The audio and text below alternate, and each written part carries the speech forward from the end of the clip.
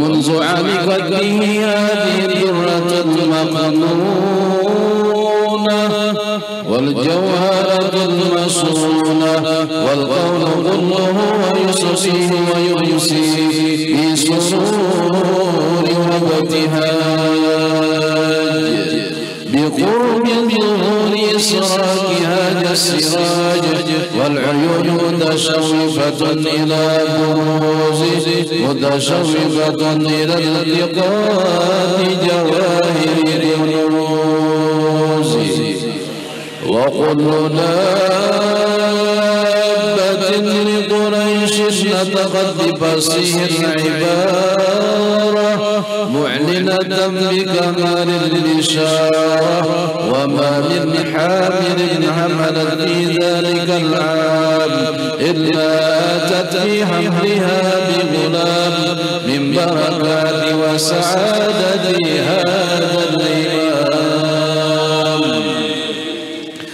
ولم تزل الأرض والسماوات متدمخة بإثر الفرح بملاقاة أشرف البريات وبروزه من عالم الخفاء إلى عالم الظهور بعد تنقله في البطون والظهور فأظهره الله في الوجود بهجة التقريب وبسط في العالم الكبير مائدة تشريف وتعظيم ببروز هذا البشر الكريم.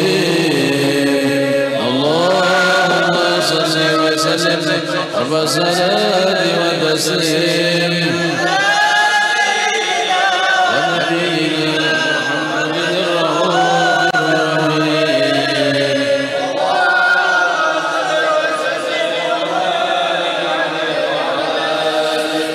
حين قربه ونودي هذا الحبيب أعلنت السماوات والأرضون ومن فيهن بترحيب وأمطار الجود الإلهي على الوجود تزل وألسنة الملائكة بتبشير للعالمين سبحان الله والحمد لله ولا إله إلا الله والله أكبر سبحان الله والحمد لله ولا إله إلا الله والله أكبر سبحان الله والحمد لله ولا إله إلا الله والله أكبر. والقدرة كشفت بنا هذا المسرور يبرز نوره صلى الله عليه وسلم كاملا في عالم الظهور نورا فضل نور وعلى من أتم الله عليه النعمة من خواص الأمة أن يهدر عند وجهه أمة تعنسا لجنابها المسعود ومشاركة لها بها يسمات الممدود فعثرت بتوفيق الله سيدة مريم وسيدة آسيا ومعهما من الحور العين من قسم الله له من الشرف بالقسمة الوافية فأتى الوقت الذي رتب الله على حضوره وجود هذا المولود فانفلق صبح الكمال من النور عن عمود وبرز الحامد المحمود مذعنا لله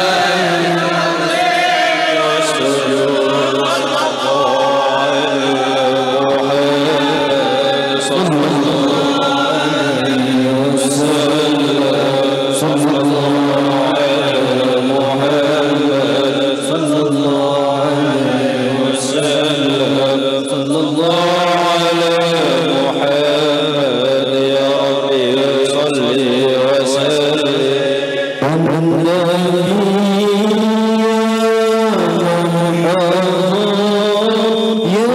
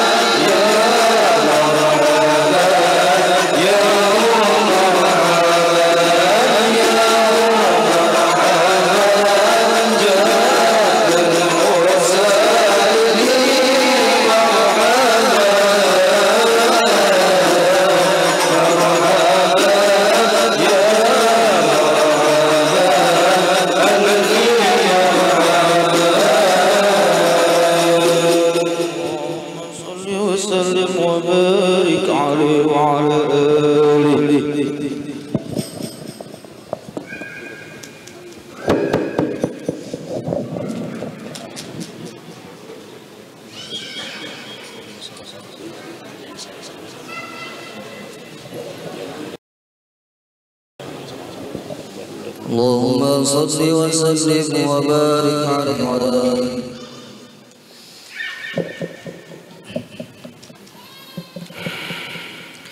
ومن الشرف الذي اختص الله به أشرف الرسول معراجه إلى حضرة الله بر الوصول وظهور آيات الله الباهرة في ذلك المعراج وتشرف السماوات ومن فوقهن بإشراق نور ذلك السراج. لقد عرج الحبيب صلى الله عليه وسلم ومعه الآمن جبريل إلى حضرة الملك الجليل مع التشريب والتبجيل، فما من سمر ولجها إلا وبادر وأهلها بالترحيب والتكريم والتأييد. وكل رسول مر عليه بشره بما عرفه من حقه عند الله وشريف منزلته لديه حتى جاوز السبع الطباق ووصل إلى حضرة الإقلاق نازلت من الحضرة الإلهية ضوابر النفاحات القرنية فوجهت بتحيات وأكرمته بجزيل العطيات وأولته الجميل العباد ونادت بشريف تسليم التسليمات بعد أن أثنى على تلك الحضرة بتحيات مباركة صلوات طيبات.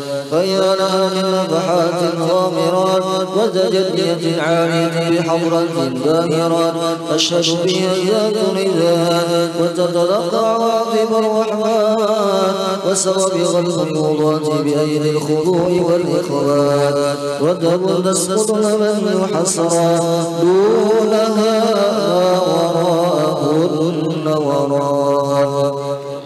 فقال الحبيب صلى الله عليه وسلم في تلك الحضرة من سرها ما عقد واتصل بعلمها بما اتصل أوحى إلى عبده ما أوحى ما كذب الفؤاد ما رأى فما هي إلا منحة خصصت بالحضرة الامتنان هذا الإنسان وأولت من عواقبها الرحيمة ما يعجز عن حبله الثقلان وتلك المواهب لا يسر القلم على شرح حقائقها ولا تستطيع أرسل أن ترب الخفي دقائقها خصصت بالحضرة الواسعة هذه العين الناظرة والأذن السامعة فلا يطمع طالب إلى بالإله على مستورها ولحظات شهود نورها فإنها حضرة جلت عن نظر الناظرين قربة عزت على غير سيد المرسلين فهنيئا للحضرة المحمدية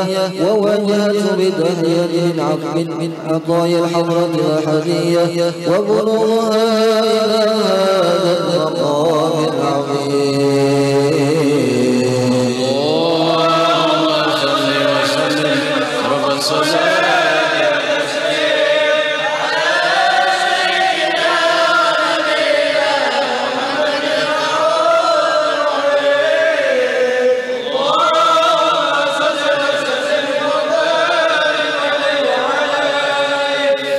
ولقد اتصف صلى الله عليه وآله وسلم من محاسن الأخلاق بما تضيق عن كتابته بطون الأوراق. كان صلى الله عليه وآله وسلم أحسن الناس خلقا وخلقا وأولهم إلى مكارم الأخلاق سبقا وأوسعهم بالمؤمنين حلما ورفقا.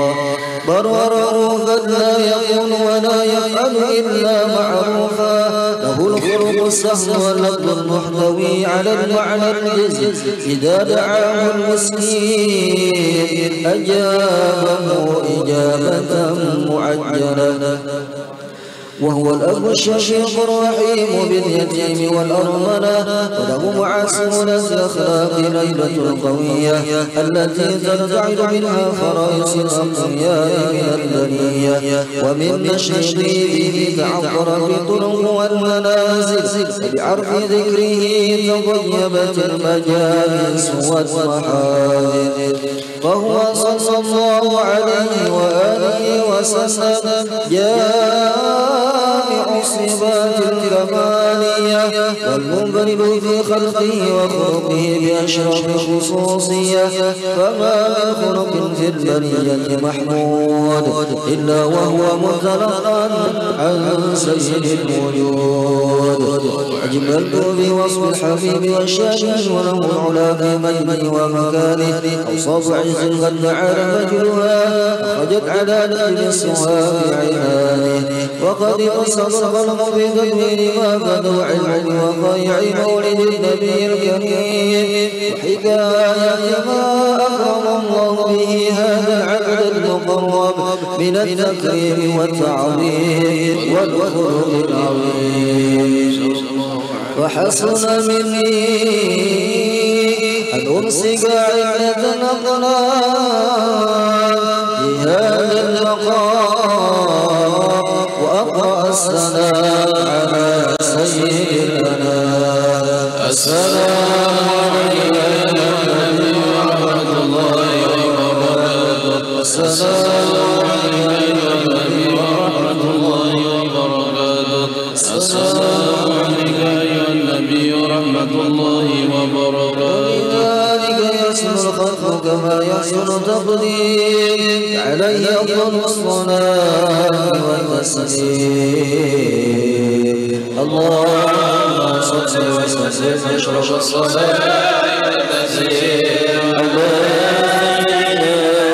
نبينا محمد الرؤوف الرحيم. اللهم صل وسلم وبارك عليه وعلى آله.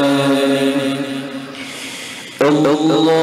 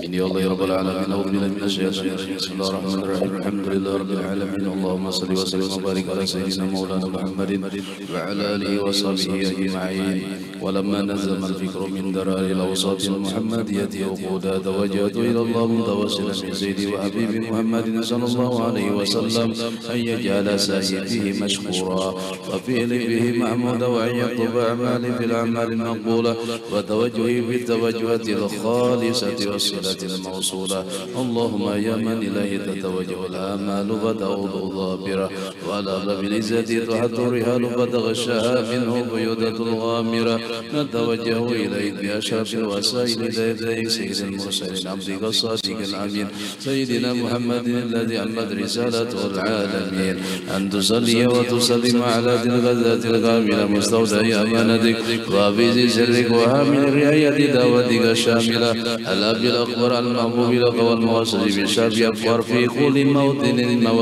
قربي ومظهر كاسم بيدك في عبادك وساكك وسير شرك للأهل بدادك سيد الكونين وأشرف الثقلين على عبد المحبوب الخالص المخصوص منك بأجل الخصائص اللهم صل وسلم عليه وعلى آله وأصحابه وأهل هدرك ربي من أحبابه اللهم إنا نقدم إليك جاه هذا النبي الكريم ونتوسل إليك بشرف مقامه العظيم أن تلاحظنا في حركاتنا وسكناتنا بعين عنايتنا وأن تبلغنا وأن تحفظنا بجميع أدوارنا وتقلباتنا بجميل رعايتك وأسن بخيرك وأن تبلغنا من شرف قربي إليك وإلى هذا الحبيب غاية أعمالنا وتتقبل منا ما تهرقنا به من نياتنا وأعمالنا وتجعلنا في حضرة هذا الحبيب من الحاضرين وفي طرائق اتباعه من السالكين ولهديك وهديه من المؤدين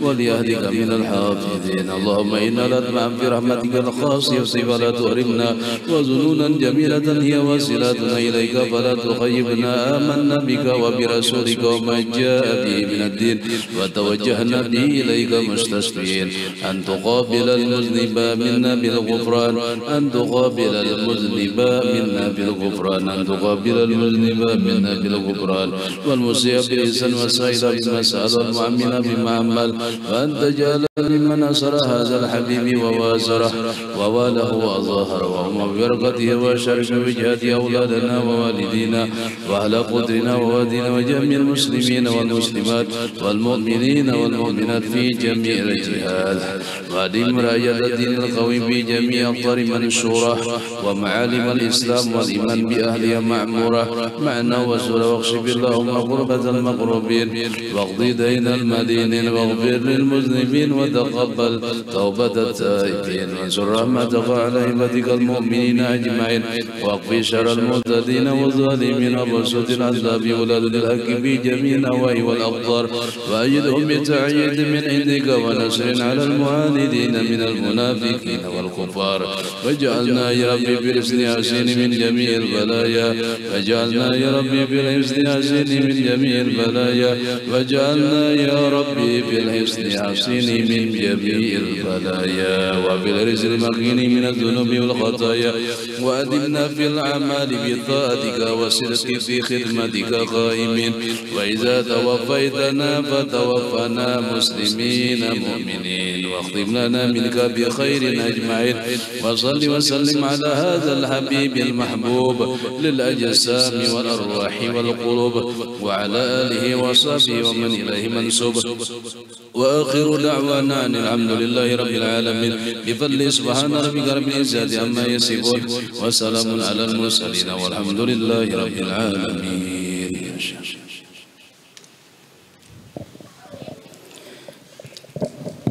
السلام عليكم ورحمة الله وبركاته.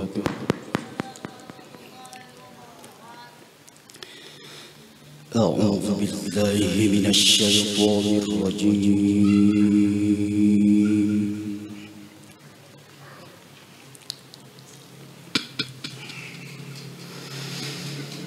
بسم الله الرحمن الرحيم.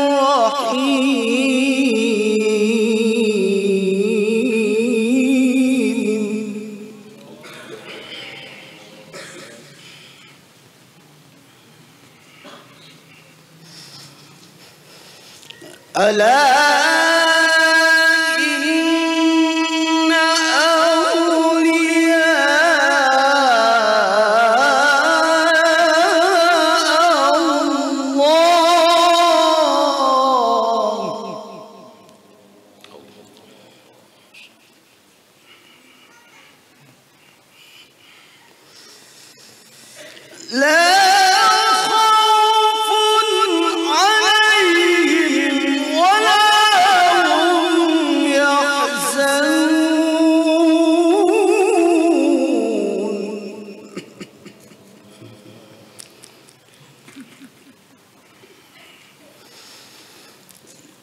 الذين آمنوا وكانوا يتقون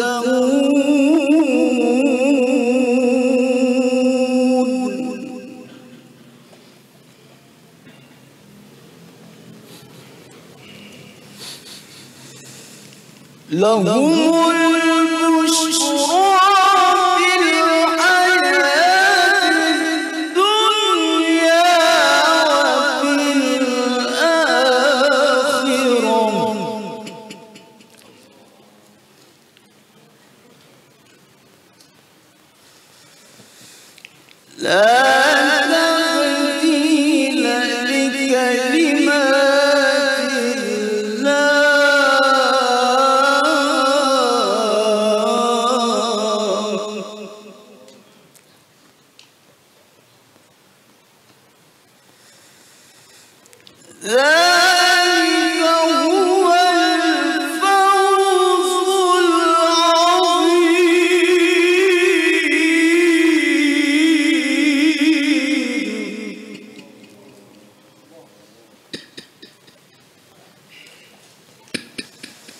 ولا يحزنك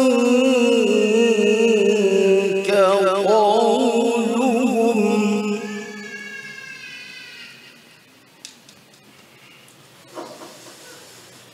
إن العزة لله جميعا هو السميع العليم.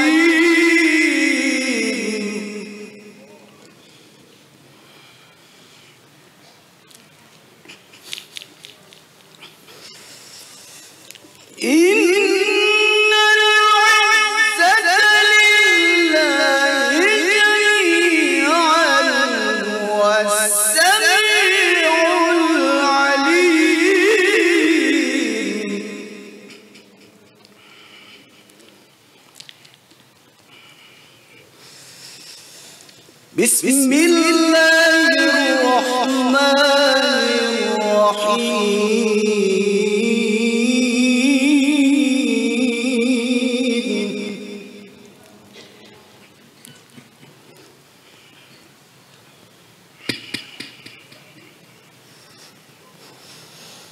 Subhanalladzi asra bi'abdihi laylan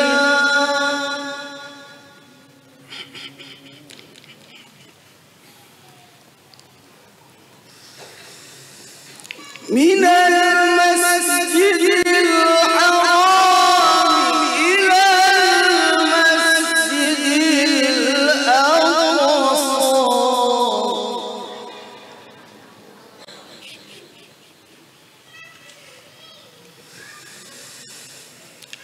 alladzi barakna hawlahu linuriyahu min ayatina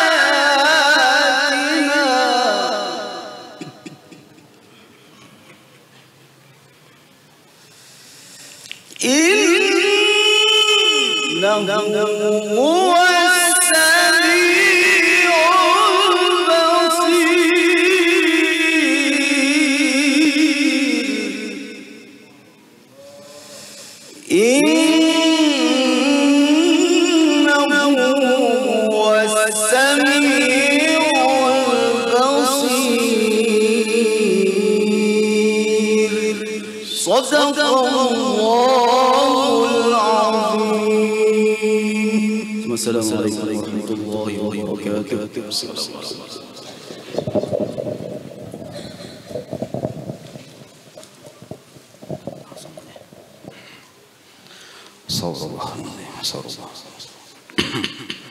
Assalamualaikum warahmatullahi wabarakatuh. Assalamualaikum warahmatullahi wabarakatuh. Bismillah walhamdulillah wassalatu ala rasulillah wa ala alihi wa sahbihi wa mawalah ila yaumil qiyamah. Yang kita hormati, kita cintai, kita muliakan bubuhan para habaib dzurriyyatnya Rasulullah sallallahu alaihi wasallam, juga para ulama, guru-guru agama, tokoh-tokoh masyarakat, tutuha kampung, dan kada ketinggalan bubuhan dukun-dukun ya juga, dan khusus bubuhan muhibbin, hadirin, hadirat yang dimuliakan oleh Allah. Khusus lagi yang kita banggakan yaitu grup Maulid Berkat Guru, gagah-gagah orangnya, apalagi mau dibuat dalam karung sama begagah lagi. Hadirin hadirat yang dirahmati oleh Allah, malam ini kita terkumpul dalam rangka memperingati Isra Mi'raj Nabi besar Muhammad sallallahu alaihi wasallam, dan nanti insya Allah di akhir acara kita bertahlil nasyid sedikit khusus menghadiahi guru kita, guru sekumpul, dan sekaligus juga menghadiahi abah mama kita, kuitan kita, nini datu kita, keluarga kita sebarataan. Mudah-mudahan acara kita ini menjadikan kita diridhai oleh Allah Subhanahu wa taala. Amin ya rabbal alamin. Sabab terjadinya peristiwa Isra Mi'raj oleh para ulama berbagai macam versi. Di antaranya yaitu terjadinya peristiwa kepada diri Nabi kita Muhammad di tahun-tahun itu, yaitu meninggalnya paman Sidin yaitu Abu Thalib, dan meninggalnya bini Sidin yaitu Siti Khadijah, yang sebagaimana kita ketahui bahwa Nabi kita Muhammad sallallahu alaihi wasallam dalam dakwah beliau itu di antara sebab Sidin bisa bertahan ini sebablah hukum sabat di kita.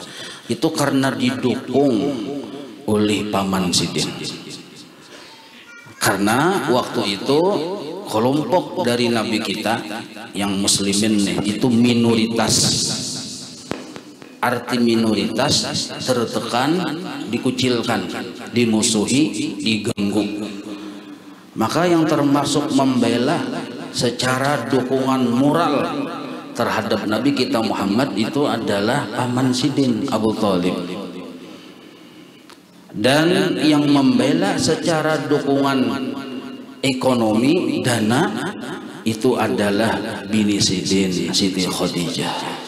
Dan kedua-duanya itu wafat.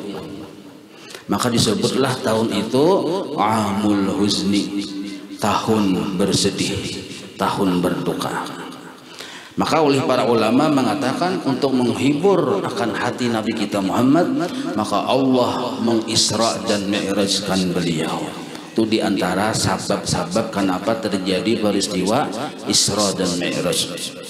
Ada lagi pulang kisah versi yang berikutnya. Ini kada kuat pang anunya, kedudukan riwayatnya, tapi ada juga kisahnya dan ramai juga dikisahkan. Asal muasalnya langit lawan bumi baharatan. Suah benar kisahnya lupa. Karena suah ada jadi ulun mengisahkan. Jadi baharatan langit lawan bumi ini nih, ujung-ujungnya langit kalah lawan bumi. Masing-masing menampilkan kelebihan. Kenapa kekalahannya? Di bumi ada hidup Nabi kita Muhammad SAW. Di langit kadada, nah lalu kalah. Nah, akhirnya langit memohon lawan Allah, minta supaya Nabi kita Muhammad dibawa ke langit supaya jangan kalah lawan bumi ini. Nah, lalu terjadi Isra Mi'raj, tapi ini kedudukannya lemah, riwayatnya lemah nih. Nah, yang tak kuat yang tadi, ada lagi yang lebih kuat. Nah, yaitu bahwa terjadinya Isra dan Mi'raj ini disebabkan waktu zaman itu, waktu zaman jahiliyah. Di situ kan Islam timbul, dibawa oleh Nabi kita. Selama di Makkah, Nabi kita ini sebagai Rasul, mengaku sebagai Rasul, banyak yang mendustakan, banyak yang mentes secara intelektual, secara kepintaran kita. Jadi bukan hanya sekadar secara mukjizat, tapi secara kelebihan yang di luar akal, tapi kepintaran pun dites. Bahkan kepintaran atau kecerdasan itu yang sampai di luar akal. Nabi pernah ditanya oleh orang bubuhan kafir Quraisy, amun bujur nyawa Nabi sebagai Rasul. Ini orang Quraisynya benyawa, lain orang Banjar lah. Nah, amun bujur nyawa sebagai Nabi, sebagai Rasul, kami bertakun. Bila kamu menjawab, bujur tuh pian Nabi dan Rasul. Nah, ini namanya perang intelektual. Nah, orang tuh masuk surga, bujur yang bun kafir Quraisy nih. Nah, apa yang pemulaan dimakannya di surga? Kan ganjil ke pertanyaan ini. Itu ditanyakan kepada Rasulullah. Imbah nintu pulang tuh, nah, laki lawan bini, suami istri, timbul anak. Kadang-kadang anaknya muhanya mirip yang laki, mirip yang abah, kadang-kadang mirip yang mama. Nah, apa sebabnya? Ini pertanyaan ganjil-ganjil. Nah, maka untuk menjawab pertanyaan yang lebih ganjil, yang lebih unik, nah, maka Nabi ini dididik oleh Allah, yaitu di Isra Mi'raj kan, untuk memberitahukan akan kekuasaan atau tanda-tanda kekuasaan Allah Ta'ala yang lebih dari sekedar itu. Maka Nabi diisrakan, disinggahkan pada satu tempat, lalu di situ sembahyang, diberitahukan oleh malaikat Jibril nang kayak ini. Nah, lalu dimi'rajkan, terus naik. Semua peristiwa itu diperlihatkan kepada Rasulullah SAW. Nah, maka seandainya ada pertanyaan yang paling sulit, Nabi itu bisa menjawab. Ada orang kafir Quraisy bertakun, berapa jumlah lawang Masjid Aqsa nento? Lawang di pintu. Jumlah pintunya berapa? Kan sulit nento. Pertanyaan itu yang kita hari-hari di sini aja, berapa? Sampai lah menghitungnya lawangnya ini berapa? bisa kada sempat menghitungi. Nah, amun dasar bujur sampat berjalan ke Masjidil Aqsa itu berapa buting lawangnya. Nah, kayak apa ciri-cirinya? Nah, maka seluruh pertanyaan-pertanyaan itu Nabi kamu menjawab. Bahkan pertanyaan yang di luar daripada bumi alam semesta ini, yaitu di langit pertama, langit kedua, langit ketiga, keadaan neraka, keadaan surga, keadaan aras, Nabi seluruhnya kamu menjawab. Nah, maka itulah kenapa di antara para ulama memadahkan Nabi itu diisra mi'rajkan untuk memberitahukan kepada seluruh bubuhan umat Nabi Muhammad ini bahwa Nabi kita Muhammad itu bujur-bujur cerdas ya kita, bujur-bujur alim, tahu karena dilajari langsung oleh Allah Subhanahu wa taala. Jadi pertanyaan kayak apa aja Nabi kamu menjawab. Itu diantara sababnya aja kita. Nah, ini lebih kuat kedudukannya daripada yang tadi itu.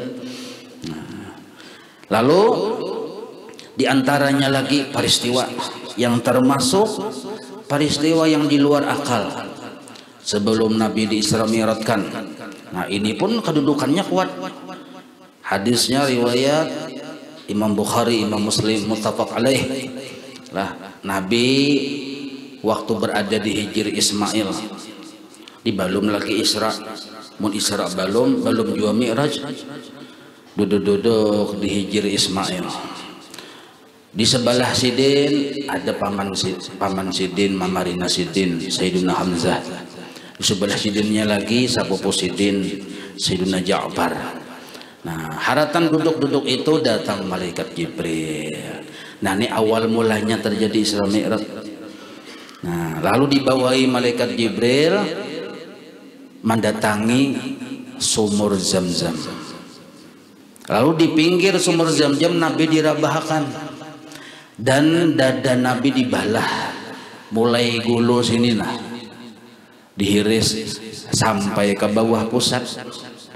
Kadang-kadang butuh bang sampai ke bawah pusat. Nah, dihiris. Nah, ini namanya operasi yang kadada kelihatan darahnya, kadada kelihatan bakasnya, kayak apa aja. Nah, kada kawa dibahas nih. Nah, lalu dibalah, lalu dibersihkan dengan banyu Zam-Zam, lalu diisi dengan dua perkara, pertama iman dan kedua hikmah. Maka bukan berarti dibasuhnya dada Nabi itu karena rigat kotor, kada. Diisi dengan hikmah dan iman bukan berarti Nabi kada diisi iman dan hikmah di dadanya, cuma menambah-nambah nur. Ujar para ulama, nurun ala nurin. Yang sudah ada nur ini ditambah lagi dengan nur hikmah dan nur iman. Nah, lalu setelah itu Nabi diisrakan, diperjalankan dari Makkah terus sampai ke Masjidil Aqsa, Palestina. Ini ulun singkat lah, karena tadi ujar penitia singkat aja. Imbah itu dimi'rajkan. Langit pertama bertamuan lawan Nabi Adam. Assalamualaikum dulu. Malaikat Jibril mengantuk. Tok. Siapa aja? Ujar di langit pertama nih. Langit pertama nih malaikat ya menunggunya. Siapa? Jibril. Nah, dengan siapanya wajah? Nah, dengan bapaknya Timah ya.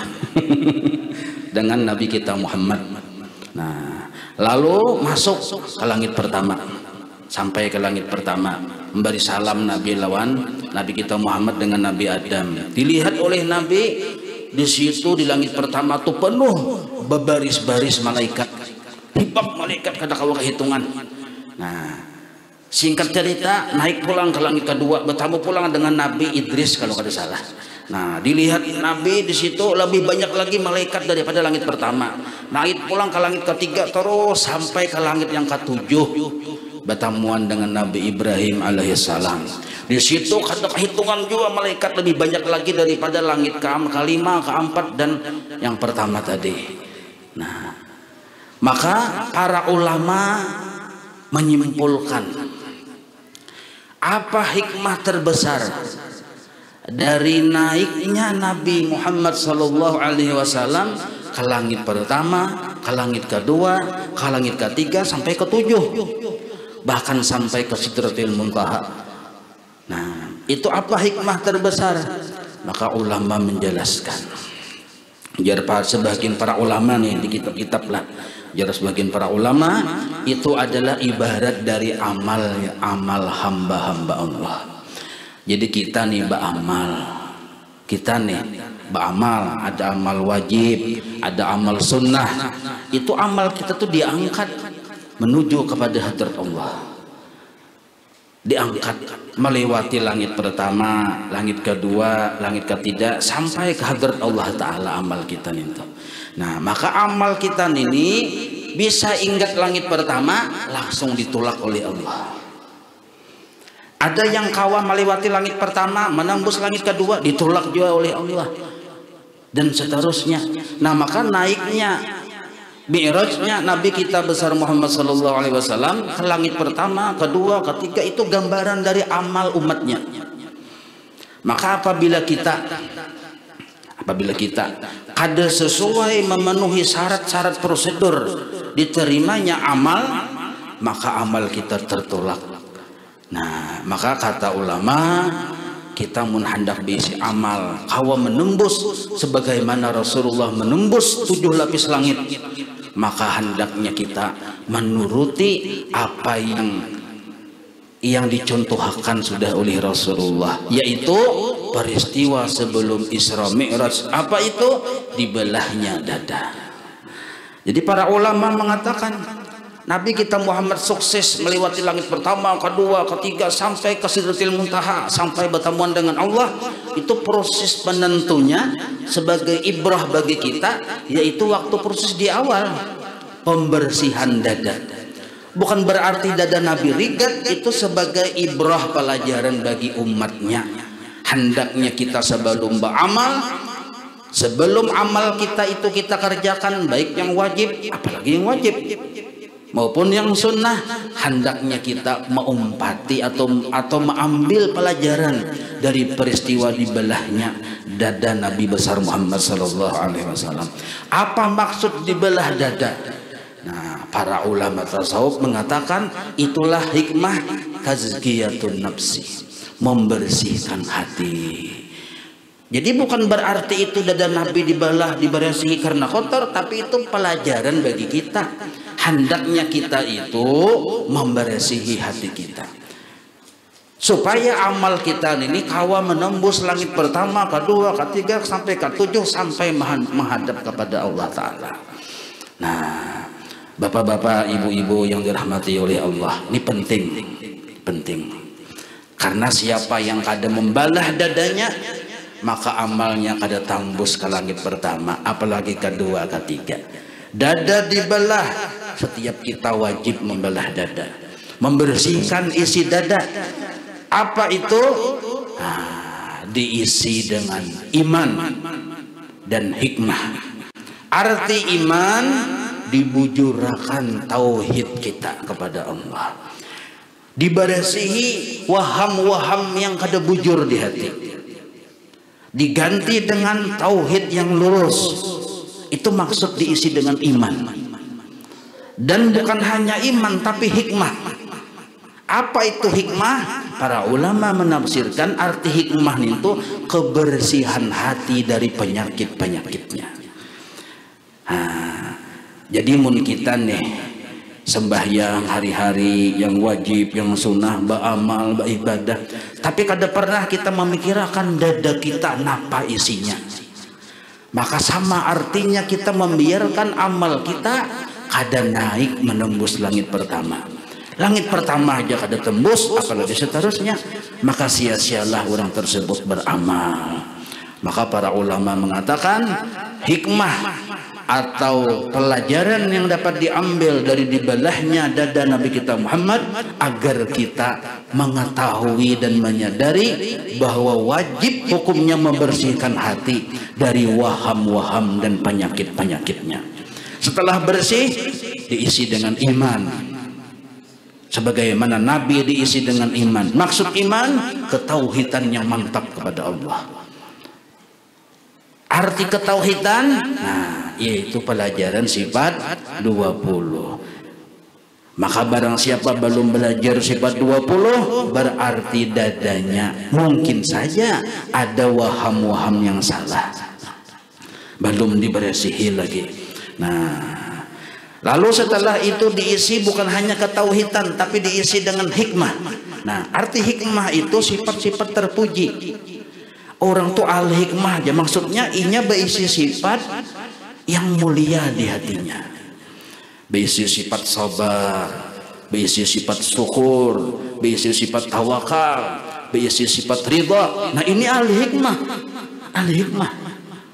Berisi ma'rifat, berisi musyahadah, berisi muraqabah. Ini disebut al hikmah. Nah, maka siapapun dia, laki-laki, bini-bini, tuha, anum, bila sudah balik, wajibnya beramal amal-amal yang diwajibkan oleh Allah. Apakah Allah terima? Belum tentu. Apakah bisa menembus langit pertama? Belum tentu.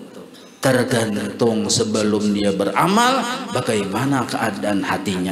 Sebagaimana Nabi menjelaskan, Allah kadang memandang dulu, kadang menilai dulu amalnya, kadang menilai zahirnya, kadang menilai pakaiannya. Yang Allah nilai keadaan hatinya dulu.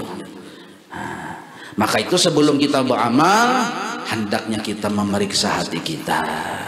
Makanya para ulama, khusus guru kita, guru sekumpul di Sidin, di sekumpul, melajarakan kitab-kitab yang khusus sagan membarasi hati, membalah dada sebagaimana dada Rasulullah dibalah. Diisi dengan pelajaran-pelajaran yang menjadikan iman kita kuat, bujur, lurus, dan menjadikan hati kita bersih dari penyakit-penyakitnya. Bahkan berisi dengan hikmah. Apa itu hikmah? Sifat-sifat terpuji, yang sifat-sifat itu merupakan akhlaknya Nabi kita Muhammad SAW. Maka dengan kata lain, barang siapa beramal tapi dia belum mutabaah kepada Nabi, maka amalnya di langit pertama sudah tertolak. Jangan mengharap ke langit kedua, ketiga, sampai ke hadrat Allah. Di langit pertama aja sudah tertolak karena dia tidak mengikuti akhlaknya Rasulullah. Nah, kenapa? Langit pertama terbuka itu bagi Sayyidina Muhammad. Barang siapa dia berakhlak dengan akhlak Nabi Muhammad, tembus amalnya ke langit pertama, kedua, ketiga, dan seterusnya. Nah, maka itu para ulama sudah sepakat, siapapun dia kalau beramal tapi imamnya bukan Nabi Muhammad, amalnya tertolak. Nah, maka itu para ulama pun beristihad, mengatakan ijma supaya amal kita itu sesuai dengan mutabaah terhadap Rasulullah, ada pelajarannya. Itulah yang diwasiatkan oleh guru kita, guru sekumpul. Jangan kada belajar tauhid sifat 20 supaya iman kita bujur. Jangan kada belajar fikih supaya ibadah kita sah. Jangan kada belajar tasawuf supaya dada kita penuh dengan hikmah. Nah, inilah belajar tauhid, fikih, tasawuf. Inilah maksudnya proses pembelahan dada kita. Nah, dibarasihi dada kita. Langit pertama, kenapa amal ibadah kita kada masuk, kada melewati langit pertama? Karena muntung kita kada menuruti muntung Nabi Muhammad. Nabi Muhammad punya mulut tapi suka memuji. Kita punya mulut suka menggibah. Maka ibadah kita walaupun banyak, kada sanggup melintasi langit pertama, siapapun dia. Tatulak ya kita. Nah, satu ting dulu lah. Jadi ingat akan ini, nah jangan tujuh menggibah, memandir orang. Hendaknya orang tuh dipuji aja. Bisi kawan puji kawan. Mailah ya. Bini nyawa bungas benar. Nah, itu salah cara memuji kita. Mailah ya. Senjata nyawa ganal benar. Nah, jangan juga itu salah memuji naranya. Nah, pujinya apa? Apa yang nyaka tujuh? Yang bagus-bagus. Tapi dilihati juga kawan kita nih, amunnya dipuji cagar ganal hidung, kada usah dipuji. Kada kawa dipuji ngumpulong ambung-ambung awak kehihimungan. Nah, jangan. Itu sama artinya kita menjerumuskan inya di dalam dosa. Hati-hati dulu kawan kita ini. Bila kada tahan dipuji, jangan dipuji. Ban apa tahannya? Nyalamakan ke sungai aja sudah. Satu, jangan biasakan menggibah. Ini langit pertama nih, mun hendak Isra Mi'raj juga nih. Mun hendak amal ibadah kita Mi'raj kepada Allah, jangan ketujuh menggibah. Amun kita hendak Mi'raj amal kita ke langit kedua, hati diperiksa dulu. Jangan hubbud dunya melebihi daripada hubbul akhirah. Persinannya nih. Mencintai dunia berapa persen? Kalau mencintai dunia 51%, mencintai akhirat 49, ibadah kita ditolak oleh Allah. Di langit kedua ada tambus. Maka kita hendak juga Mi'raj nih. Kan Mi'raj ini Nabi, tapi kita disuruh juga Mi'raj. Nah, mun hendak sembahyang kita 5 waktu diterima oleh Allah di langit kedua tambus. Periksa hati kita. Selama ini kecintaan kita lawan dunia berapa persen? Bukan dilarang cinta lawan dunia, lihat persenannya. Banyak mana, kuat mana daripada mencintai akhirat. Oh ternyata mencintai akhirat 70%, mencintai dunia 30%, selamat tembus langit kedua. Amun hendak amal ibadah kita Mi'raj ke langit ketiga. Ini dalam kitab Bidayatul Hidayah ada penjelasannya. Banyak kitab nih lah. Mun hendak tembus amal ibadah kita tuh Mi'raj langit ketiga, jangan bersifat sombong. Sombong itu macam-macam sifatnya. Ya udah ringkas nah. Panjang banget kisahnya ini nah. Mau sampai ke langit ketujuh nih. Banyak bener panjang kisahnya. Makanya kita benasit ya kalau. Jangan sombong. Nah yang keempat, mun hendak amal ibadah kita Mi'raj tembus ke langit keempat, jangan ujub. Ya bisa juga kada sombong tapi ujub. Sombong itu ada tandingan lawan orang, taharat seorang lalu agak sombong. Kalau ujub ininya di rumah aja, tapi para saja di wali, nah ujub tuh di rumah aja nya kada menyombongkan amal ke orang, tapi para saja di wali, para sahabat isi kedudukan di sisi Allah, para samulia. Kenapa? Aku pengamal banyak, nya kada sombong ke orang, tapi merasa bangga lawan diri. Di kamar aja seorang cuma para sajarnya cakanya kada aku hidup di kampung ini habisnya turun bala. Ini ujub nih. Amal ibadah orang yang ujub kada menembus langit keempat. Amun hendak amal ibadah kita Mi'raj naik ke langit yang kelima, jangan bersifat hasad. Arti hasad ninto iri dengki. Dengki kada katuju orang dapat nikmat. Nah ini biar amal kita banyak, nah biar titel kita banyak, biar kita orang sugih atau kita orang alim sekalipun, atau kita ahli ibadah sekalipun, tapi di hati ini masih menyimpan sifat iri dengki, maka amal ibadah kita kada menembus langit kelima, kada Mi'raj, kada naik. Tembus anggap naik kelima, ada dahsyat langit ke-6 pulang. Ini seluruh amal nih. Kada bisa harus melewati langit-langit ninto, karena itulah perjalanan amal kita. Di langit ke-6 pulang, ada pulang malaikatnya mahadang. Bujur raya orangnya kada hasad, kada ketujuh menggibah, pandiam benar kayak siput di pahis. Kada bisa bepandir hinip. Lawan bini hinip, lawan berhinip terus berataan kada daba dipandiri orang biar diam. Ini kada ada dosa muntung nih.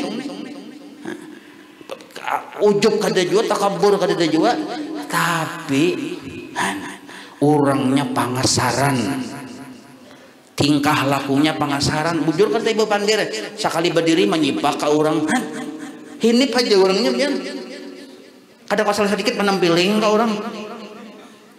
Bujur hinip benar jasanya tapau aja menampiling orang. Kada kawa salah sedikit, kada bisa bepandir. Bila pina mau terus dia meludahi. Nah, kada bersifat kasih sayang, Nah siapa aja nah bila kada bersifat kasih sayang maka amal ibadahnya kada mi'raj, kada bisa menembus langit yang keenam. Yang ketujuh tanggung kada dihabisakan ya Allah. Ini yang ketujuh ini nah. Yang ketujuh. Nah, amun hendak mi'raj menembus langit yang ketujuh, janganlah kita maharagu sifat riya. Riya, hati-hati benar riya. Kayak apa supaya jangan riya? Pasang niat di hati, aku kada ketujuh amal ibadahku diketahui orang lain. Itu dasarnya dulu. Pasang hari-hari di hati, aku kada ketujuh amal ibadahku dilihat oleh orang lain. Kebetulan orang melihat ada masalah, yang penting kita kada ketujuh. Nah itu dulu. Amun sudah kita berisi sifat ketujuh dilihat orang amal ibadah kita, walaupun orang baru melihat sudah riya. Jadi kada ketujuh dilihat itu nah yang disebut menghindar dari riya. Amun ketujuh dilihat ini yang disebut riya. Seandainya orang melihat kita berlindung dari Allah, makanya kita indah berkisah. Nah, ini pembahasannya tasawuf nih.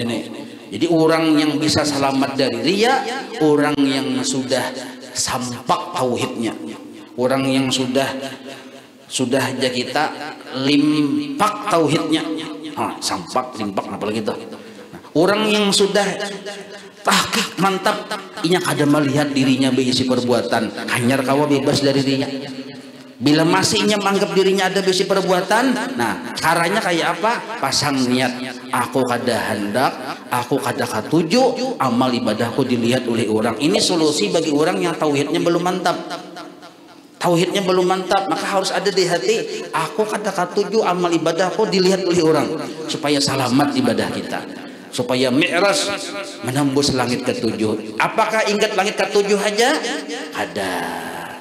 Maka ujar Imam Ghazali dalam kitab Ihya Ulumuddin dan dalam kitab Bidayatul Hidayah dan di kitab-kitab yang lain sidin mengatakan ada amal ibadah seseorang hamba sudah mi'raj menembus langit pertama, kedua, ketiga, keempat, kelima, bergemuruh suaranya amal itu. Tarang benderang melebihi tarang matahari. Seluruh malaikat hafadzah, malaikat langit pertama, kedua, ketiga, ketujuh menggiring amalnya ini nah, menghadapkan kepada Allah. Seluruh malaikat umpat menggiring sampai ke hadrat Allah. Jar Allah, amal ibadah ini tawakakan kamu hanya. Malaikat saja kada tahu bahwa amal ibadahnya itu kada bagus dalam pandangan Allah. Dikira malaikat langit pertama bagus saja karena lolos. Langit kedua bagus lolos, ketiga, tujuh lolos berataan. Jadi beban malaikat ini gembira. Diantarnya sampai ke hadrat Allah, tawakakan kamu hanya. Dan aku laknat inya, dan bubuhan nyawa malaikat bertahan umpati aku laknat inya juga. Siapa orang nintah? Orang yang beramal kada lillahi ta'ala. Jadi jar Allah, aku yang tahu hatinya malaikat tadi. Aku yang tahu hatinya, inya beramal tuh kada karena aku. Maka hadirin hadirat, inilah yang dikhawatirkan oleh guru-guru kita, terutama guru sekumpul. Hati ya sidin dijaga, qalbun salim. Karena yang selamat di akhirat itu adalah orang yang hatinya selamat dari penyakit-penyakit hati, orang yang hatinya lurus, orang yang hatinya bertauhid kepada Allah. Nah itu yang selamat. Illa man atallaha biqalbin salim. Seluruhnya kada selamat, melainkan orang yang menghadap Allah dengan hati yang salim, selamat. Nah maka itu kada ada cara lain melainkan kita menuntut ilmu. Tauhid sifat 20 supaya iman kita bujur, fikih supaya ibadah kita sah, tasawuf supaya dada kita penuh dengan hikmah. Nah maka cukup sampai di sini, mudah-mudahan bisa diambil manfaatnya. Salah khilaf ulun minta maaf, ulun pian sabarataan. Kita sambung dengan banasyid batahlil. Wallahu a'lam.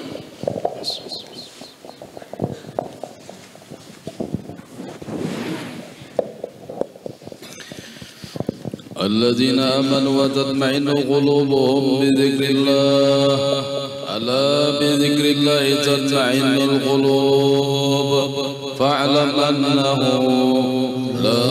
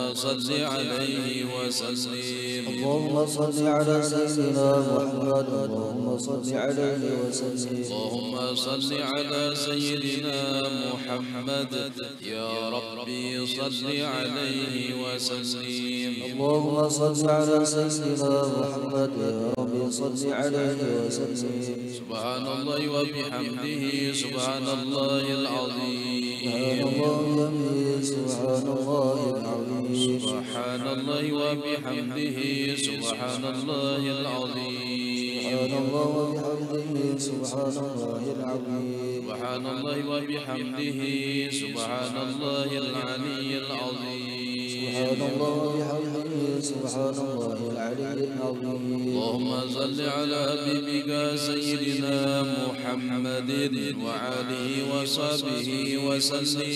اللهم صل على حبيبك سيدنا محمد وآله وصحبه وسلم. اللهم صل على حبيبك سيدنا محمد وعلى وصحبه وسلم. اللهم صل على حبيبك سيدنا محمد وآله وصحبه وسلم. اللهم صل على حبيبك سيدنا محمد وعلى آله وصحبه وبارك وسلم أجمعين. اللهم صل على حبيبك سيدنا محمد وعلى آله وصحبه وبارك وسلم أجمعين.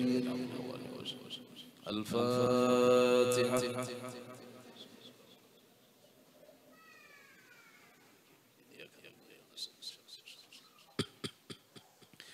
يا الله يا رب العالمين أعوذ بالله من الشيطان الرجيم بسم الله الرحمن الرحيم الحمد لله رب العالمين اللهم صل وسلم وبارك على سيدنا مولانا محمد وعلى آله وصحبه أجمعين صلاة وسلاما تجيرنا بها من النار وتدخلنا الجنة مع الأبرار.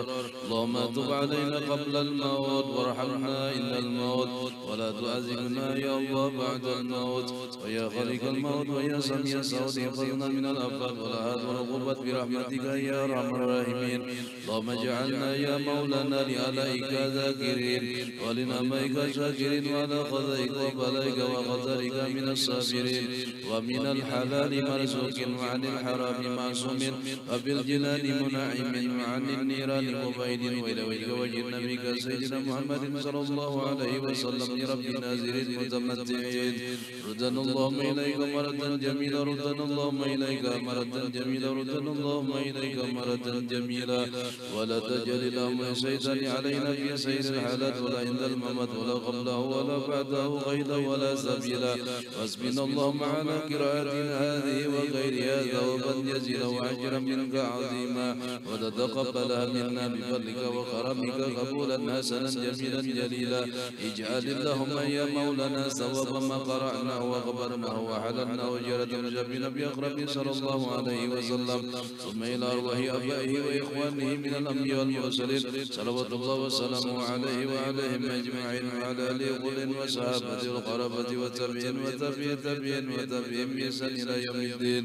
ثم إلى أرواح أربعة أئمة المجتهدين ومقلدين في الدين والعلماء العاملين والفقهاء والمحدثين والقراء والمفسرين وسادة وجماعين وتابعين بإحسان إلى يوم الدين. ثم إلى أرواح من ضاجعهم وقربهم من أمة المسلمين كافة عامة من لهم زائر ولا زائر لهم. اللهم ارحم الجميع برحمتك واسقنا وإياهم بفضل جنتك ومحال رضوانك ودار كرامتك يا أرحم الراحمين. اللهم اجبر انكسارنا وخليط زرنا خاتم سرس أعمالنا وعلى الإيمان والإسلام جمعا توفنا وأنت راض عنا ولا تحيينا اللهم في غفلة ولا تأخذنا على القرة واجعل آخر كلامنا من الدنيا عند انتهاء أجالنا قول لا إله إلا الله محمد رسول الله. أحينا عليها يا حي ومنا عليها يا مؤمن وبسنا عليها من قبورنا يا بائس وانفعنا وارفعنا بها يوم لا ينفع مال ولا بنون إلا من أتى الله بقلب سليم.